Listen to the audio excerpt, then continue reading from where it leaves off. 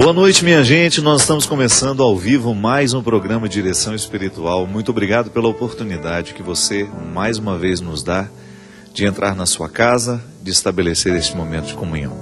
Hoje um programa muito especial. Vocês sabem que a experiência cristã nos pede sempre aprofundamento, crescimento, e de vez em quando é bom a gente se empenhar em superar conceitos muitas vezes preconceituosos. Muitas vezes é bom a gente ultrapassar o limite que nos separa, né, de um conhecimento mais profundo. Muitas vezes nós nos acomodamos em compreensões simplórias, pouco aprimoradas a respeito da nossa fé. Vocês sabem que nós falamos sempre dessa necessidade que nós temos de crescer, de dar passos, de ter uma fé cada vez mais consistente, para que nós tenhamos condições de dar, de oferecer ao outro as razões daquilo que nem sempre é racional para nós, né? A fé é esse passo bonito que mistura a confiança, mas também com aquele mistério que se preserva, mesmo que a gente coloque toda a nossa inteligência a favor. Nem sempre nós vamos compreender tudo, mas tudo aquilo que a gente pode compreender, é bom que a gente compreenda. Para isso, um grande mestre, um grande amigo, faz parte da minha formação, que faz parte da minha vida, meu querido amigo Padre Joãozinho. Boa noite, meu querido. Tudo Seja bem-vindo ao programa que é seu, né? Padre Joãozinho, quando foi que você começou o programa de Direção Espiritual? Você sabe que eu estava organizando os arquivos. Boa noite, povo de Deus. Eu estava organizando os meus arquivos de computador e voltei lá pelos idos de 1999. Eu havia criado um programa chamado Toque de Vida. E esse programa ficou aqui no ar por uns 3 anos, na Canção Nova. Era gravado, nunca foi ao vivo. Quando, acho que em 2000, 2001, talvez 2002, quando eu cheguei para a Luzia e falei, olha, eu acho que esse programa podia ser ao vivo. Ela falou, mas qual seria o estilo dele ao vivo? Seria mais ou menos como uma direção espiritual. Então vai se chamar direção espiritual. Eu me lembro que você falou desse nome. A gente tinha terminado de almoçar, a gente tinha mania, né, de almoçar e sair andando ali pela lateral do refeitório, então, até chegar no campo, né, lá no nosso conventinho. E eu me lembro que você, numa daquelas saídas nossas ali, eu era estudante ainda, você me falou desse título genial, né? O povo precisa de direção espiritual. E a oportunidade de explicar o que significa isso, né, padre? Porque a expressão direção espiritual, muitas vezes, ela estava enclausurada, né, dentro de um contexto de vida religiosa, e o povo quase que não tinha o conhecimento de que ele tem o direito de ter e de viver essa experiência tão saudável que é a direção espiritual. E na verdade muita gente pensa que a direção espiritual é ter um diretor que dirige a minha vida. Na verdade, direção espiritual é um processo acompanhado de descobrir a direção do vento. Como os índios costumam fazer, quando os índios e o povo do interior, quando querem saber a direção do vento, não sei se você já fez isso lá em Formiga, quando criança, molha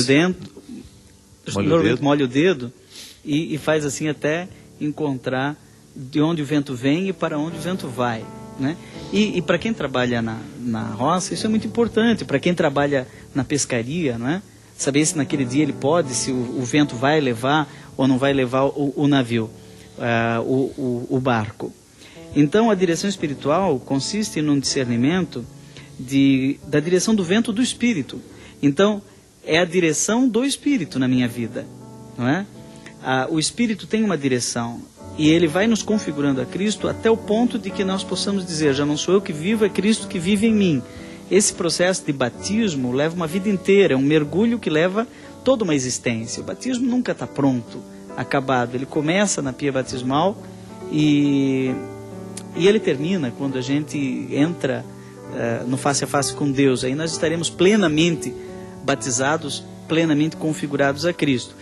E quem é que vai fazendo esse processo de transfiguração em cada um de nós? O vento do Espírito, né? A direção espiritual, então, é isso.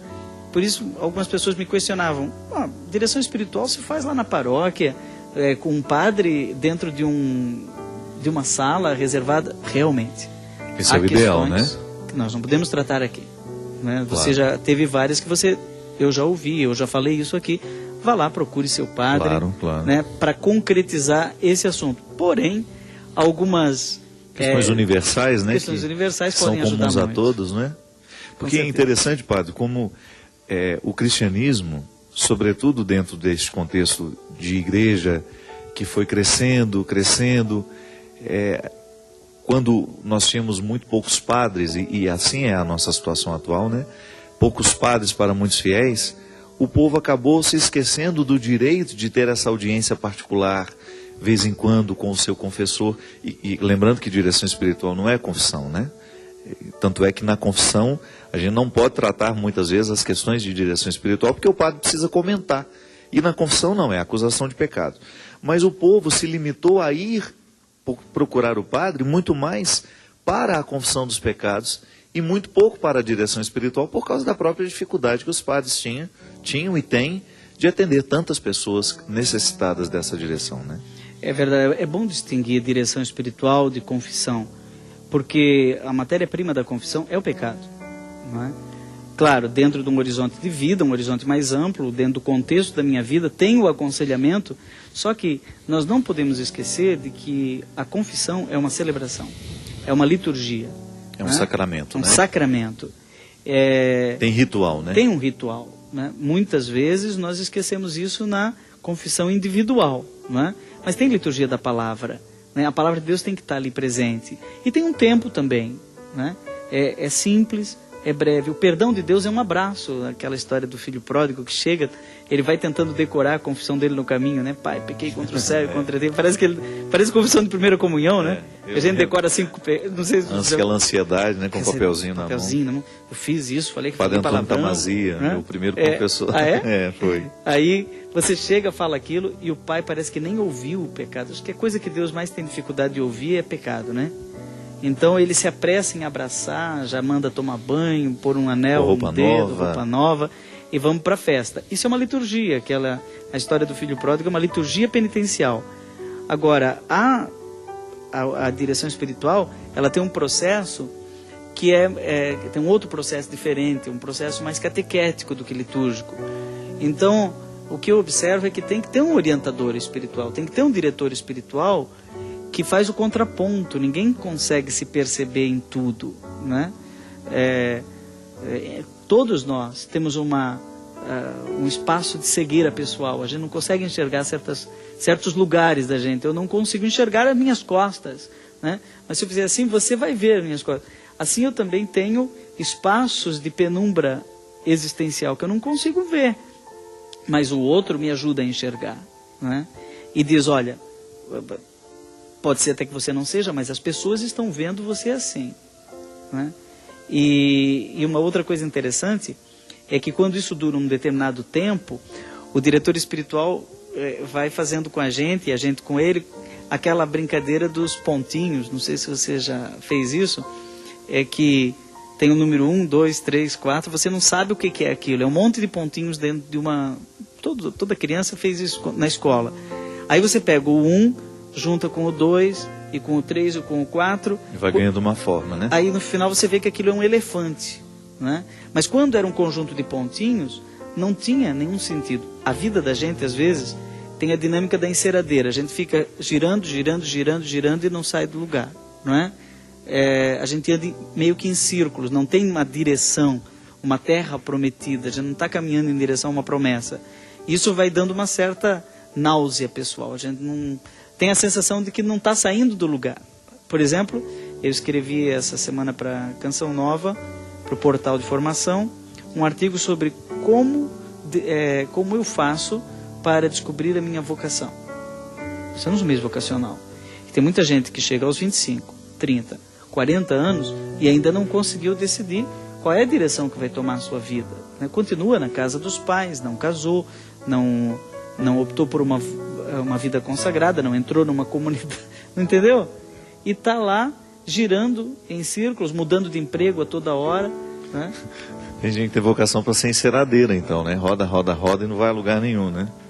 E vai dando uma ansiedade. Falta direção espiritual. Juntar os pontinhos da sua vida e no final dizer, opa, é um elefante. Mas você sabe, é interessante que a direção espiritual, ela traz um caráter terapêutico ao processo do ser cristão, né? Porque a gente sabe que, e você que nos acompanha aqui toda quarta-feira, sabe que o nosso esforço é constante para a gente poder ser muito claro nessa proposta cristã.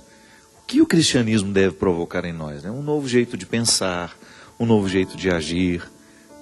No nosso Kairos agora de domingo a gente pregava justamente sobre isso.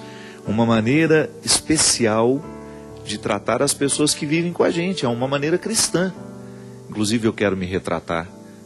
No domingo eu fui muito infeliz numa colocação que eu fiz, quando eu estava falando, porque eu estava dizendo que eu sou muito feliz em ser cristão, e se eu tivesse que 1000 vezes escolher o cristianismo, 1000 vezes eu escolheria.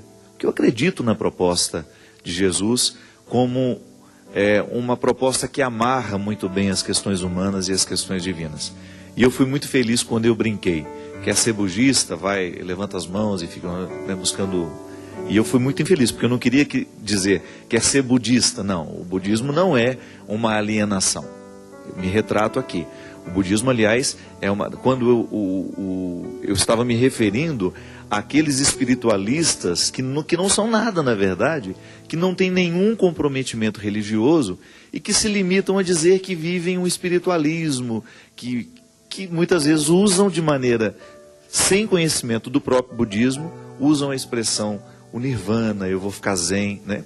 Como o estado zen, um descomprometimento com a história, com a realidade. E dentro do budismo a gente sabe que o estado zen é uma busca de controle mental para que os desejos não nos possuam, para que os desejos não nos dominem. Então eu quero me retratar com todo budista que nos assiste, profundo respeito pelo... né? Eu sei que não é uma religião que provoca esse descomprometimento com a história. Mas naquele momento eu queria falar justamente que o cristianismo ele é muito prático na nossa vida, padre.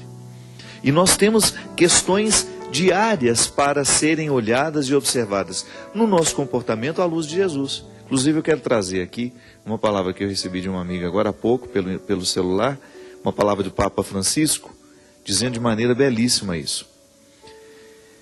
Quero pedir a vocês, isso o Papa dizendo, me ajudem a viver essa abertura. Por favor, deixem que Cristo e a sua palavra entrem na vida de vocês. Deixem entrar a semente da palavra de Deus. Verdade. A gente buscar no nosso dia, fazer um esforço para que Jesus seja o nosso referencial. Tudo aquilo que nós precisamos mudar em nós observamos em Jesus. E a direção espiritual é uma oportunidade que a gente tem de identificar em que processos nós estamos dessa transformação. Essa questão que você colocou do budismo é fantástica. Eu leio, releio, trileio e aconselho a todos que ainda não leram que leiam o livro de João Paulo II, Cruzando o Limiar da Esperança. Fantástico. Está publicado mesmo com esse título aqui no Brasil.